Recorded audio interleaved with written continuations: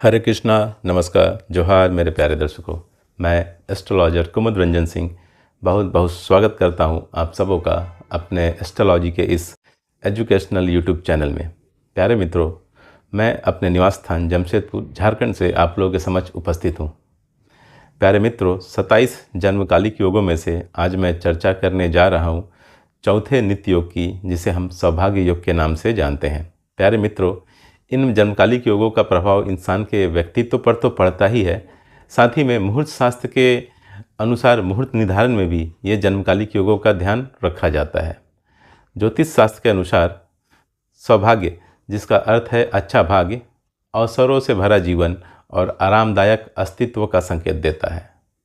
सौभाग्य योग में जन्म लेने वाले जातक आमतौर पर बहुत भाग्यशाली होते हैं तथा सभी गुणों से परिपूर्ण होते हैं।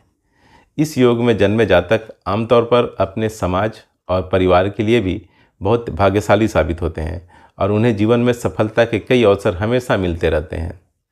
इस योग में जन्मे जातक विपरीत लिंग के प्रति विशेष आकर्षित होते हैं तथा अच्छे भोजन के भी ये बहुत शौकीन होते हैं।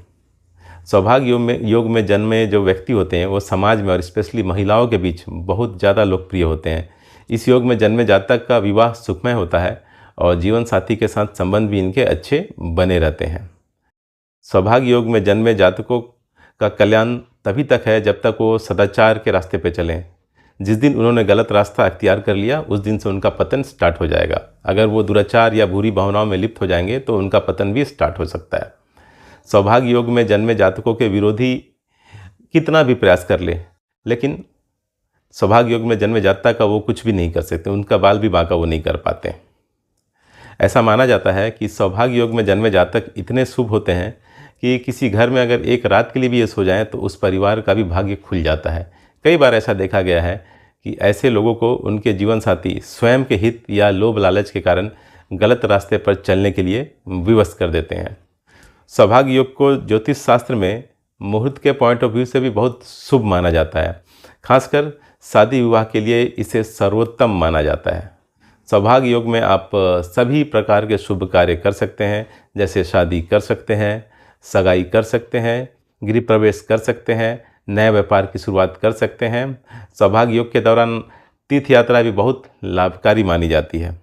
क्योंकि सौभाग्य योग के भगवान ब्रह्मा होते हैं और इनके स्वामी ग्रह बुध हैं, इसलिए ऐसे जातक जिनका जन्म सौभाग्य योग में हुआ हो और उनकी कुंडली में बुध ग्रह योगकारक हो अर्थात फेवरेबल हो, तो इस केस में सौभाग्य योग पूर्णतः फलित होगा और जातक बहुत अच्छा बिजनेसमैन अर्थात व्यापारी बन सकता है।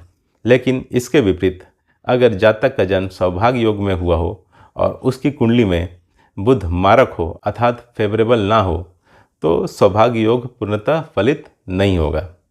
प्यारे मित्रों, इस प्रकार मैंने सौभाग्य योग की संपूर्ण जानकारी आप लोगों के साथ शेयर कर दी है। अब इजाज़त चाहूँगा, मिलूँगा नेक्स्ट एपिसोड में। तब तक के लिए नमस्कार, जय श्री कृष्णा।